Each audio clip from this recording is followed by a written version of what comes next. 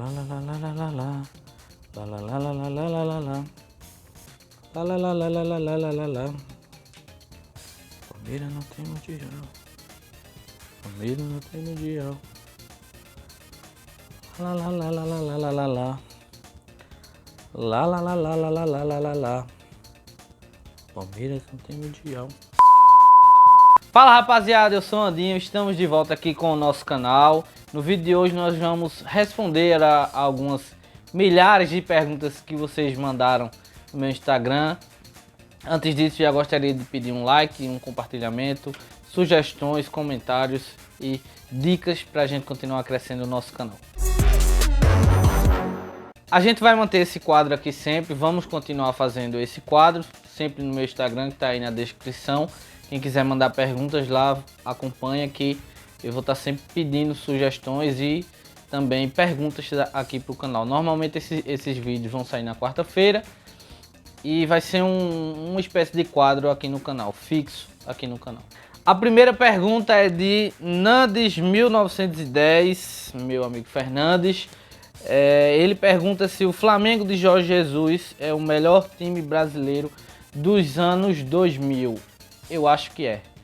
Tiveram alguns outros grandes times, né, aqui jogando aqui no Brasil, alguns outros grandes times também que tiveram não só de conquistas, né, mas também de elenco, de opções, de diversidade de jogadores.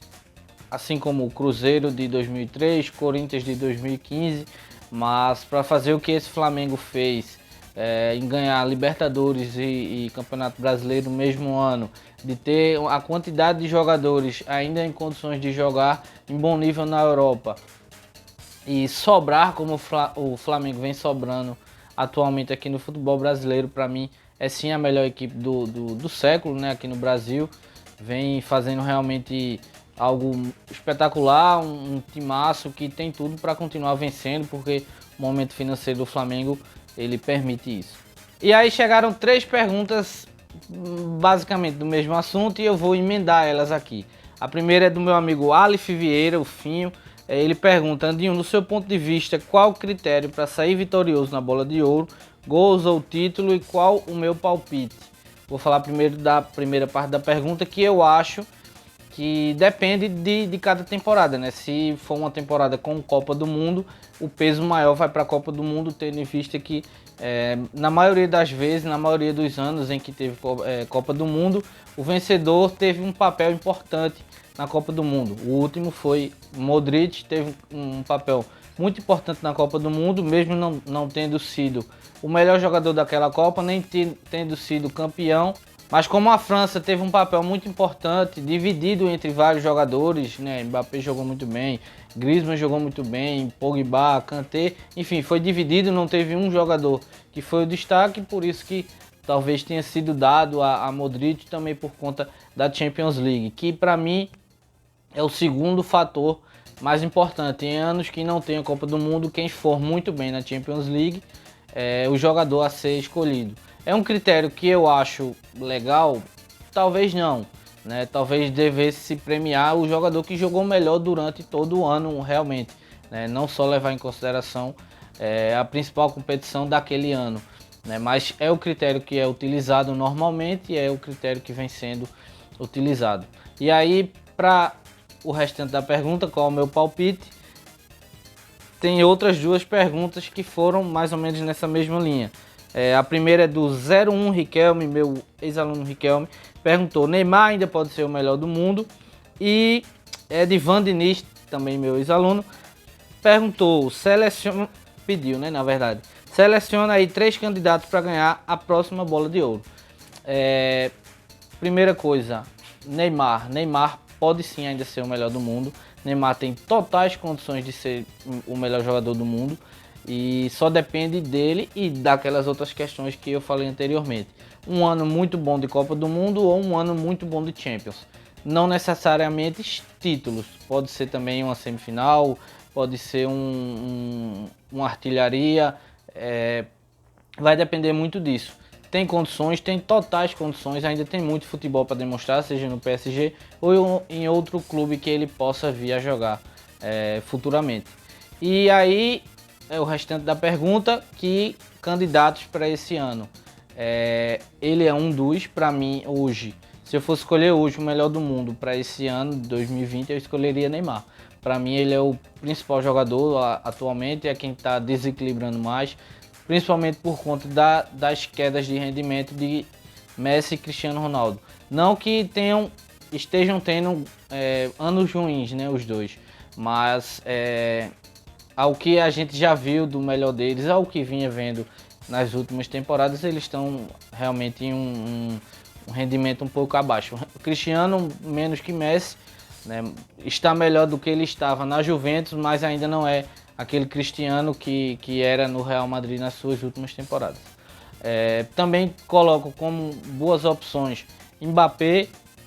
Mbappé vem tendo um bom ano ao lado de Neymar no PSG. E uma grande surpresa que pode pintar, né, por conta do grande ano, e aí vai depender de quão longe vai o Borussia Dortmund, é Haaland. Haaland vem tendo um ano, para muita gente, eu acho que até para ele, surpreendente, um ano espetacular, um jogador que pouquíssimas pessoas conheciam e vem tendo um ano realmente espantoso o que ele vem fazendo, muitos gols, decidindo grandes jogos, né? Não só no Borussia, como também na excelente temporada que ele já vinha fazendo no Red Bull Salzburg. Então é um jogador que pode também vir a surpreender esse ano. E aí uma pergunta do meu parceiro, meu amigo Célio Roberto, Célio 172. Na sua opinião, o VAR utilizado aqui no Brasil está sendo positivo até o momento? Para mim está sendo sim, porque apesar de ainda não ser brilhante ou não ser ainda eficaz como na Inglaterra ou em outros países, ele tem corrigido muitos erros de arbitragem. Apesar de estar sendo confuso, de estar demorando, do protocolo ainda não ser bem corretamente aplicado, mas eu acredito que o VAR está sendo muito benéfico aqui, está ajudando bastante a arbitragem, está sendo sim positivo, não está sendo ainda bem utilizado como poderia ser, mas está sendo positivo e a tendência é que a cada ano que passe a gente veja uma melhora no VAR e diminua mais ainda as discussões, as repercussões em cima dessa utilização. E aí uma pergunta sobre o Flamengo novamente, de Elson Rocha, grande pesquisador. Elson Rocha, quantos por cento é de Jorge Jesus e quantos por cento do elenco do Flamengo essa grande fase?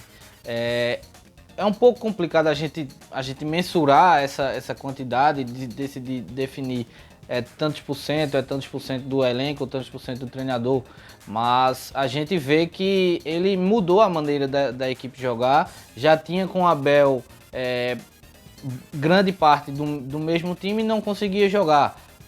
Talvez se tivesse sido outro treinador também não tivesse conseguido, e talvez se ele tivesse um elenco inferior nas suas mãos não tinha conseguido também essa grande fase e as grandes conquistas que vem tendo, né? Então é um pouco difícil mensurar, mas eu vou chutar um número, talvez 40% do treinador e 60% do elenco, porque outros treinadores também tiveram grandes times em suas mãos, né? Não tão bons quanto esse, mas tiveram também times muito bons e não conseguiram fazer o time jogar tanto, ter tanta sede pela vitória, pelo gol, pelo encantamento como essa equipe do Flamengo vem tendo. Então é só para chutar um número, 40% de Jorge Jesus e 60% do elenco do Flamengo. Samuel é um rapaz que tem muita história, viu? Muita história, Samuel. Samuel J, lá do grupo do F4L, perguntou o seguinte: se você fosse cruzeirense, preferia usar a camisa oficial ou a pintada do Moreno? Tem um pouco de dualidade aí nessa pergunta dele, mas eu preferi usar a oficial, obviamente, né? Eu fiquei um pouco constrangido por Marcelo Moreno ter que usar aquela camisa pintada. Teve lá uma questão da flechada, tal, usar o marketing. Talvez o momento do Cruzeiro não pedisse isso, né? O momento do Cruzeiro não é muito legal, está disputando uma segunda divisão pela primeira vez. E eu acho que essa estratégia de marketing não deu muito certo. É apenas a minha visão, a minha opinião. Eu preferi usar a camisa lindíssima do Cruzeiro, que por sinal é uma das mais bonitas do futebol brasileiro, eu preferi usar o oficial, obviamente. Falando nisso, Júlia, mande uma camisa do Cruzeiro para mim. Um abraço. Didico, também do grupo F4L, Adriano Souza, perguntou o seguinte: clássico com torcida única ou não? Por quê? Isso é um ponto importante e interessante que a gente tem visto, né, em vários estados já sendo adotados. Eu acho que começou em São Paulo, já há alguns anos os clássicos em São Paulo são com torcida única e eu acho deprimente. Eu acho simplesmente deprimente e mostra que o poder público, a segurança pública, ela não tem condições de manter um grande evento, que é um clássico, para torcidas diferentes, né? Então, se ela não consegue, infelizmente tem que ser torcida única mesmo, né? Ela ou não consegue ou não quer conseguir, seja lá por quais razões forem, não quer conseguir, não admite que tenha essa capacidade. Então, infelizmente a gente tem que fazer isso, a gente tem que aceitar. É uma tendência, infelizmente, que outros estados também vão pensando isso. Aqui em Pernambuco já tem sido discutido, algumas pessoas falam, porque os estados estão esvaziados, ninguém quer ver jogos em Pernambuco e em outros lugares do Brasil. Vários lugares tem muito medo de torcidas organizadas, tem muito medo de brigas, tem muito medo de entrar num ônibus ou num transporte público com a camisa do seu clube, com a camisa da sua torcida, e tem medo de ser espancado simplesmente por estar vestindo essa camisa. Então, infelizmente, eu prefiro jogos, obviamente, com torcidas divididas. Se pudesse, final do campeonato, um jogo importante meio a meio, como é em alguns outros jogos, em outras competições, mas infelizmente a gente aqui no Brasil não consegue fazer um evento.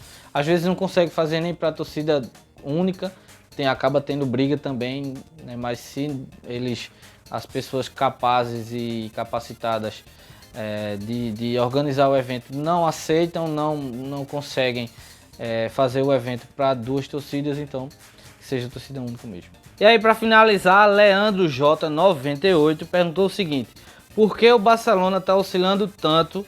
Não é mais temido como antes? Leandro, um abraço, obrigado pela sua pergunta. E eu acho que o Barcelona ele se perdeu no caminho. O Barcelona não consegue mais revelar como vinha revelando até aqueles grandes times, né, de Messi, de Guardiola, até o último grande time do Barcelona, que foi o de Luiz Henrique. Ele se perdeu, não consegue mais revelar tantos jogadores como vem revelando, e aí tem gasto muito dinheiro. Tem gasto dinheiro em jogadores que não chegaram e resolveram. Tem gasto muito dinheiro em jogadores que não representam ainda para o futebol muita coisa, como foi o caso de Dembélé, como foi o caso de Semedo, como foi o caso de alguns jogadores. Não são jogadores confiáveis fisicamente também. Não tem conseguido manter um técnico com a ideologia do Barcelona.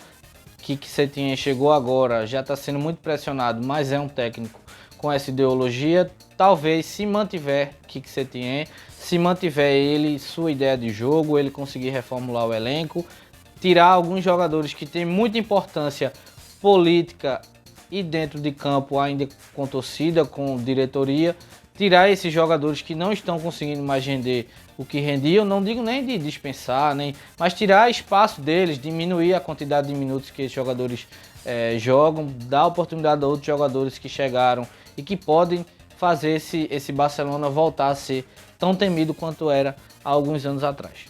Então é isso, pessoal. Se você gostou, clique em gostei, inscreva-se no canal, compartilhe esse vídeo. Agradeço demais a quem mandou sua pergunta e fique aí ligado no Instagram, que em breve pedirei mais perguntas, mais acontecimentos que tiverem aí durante a semana, para a gente continuar batendo esse papo legal. Valeu!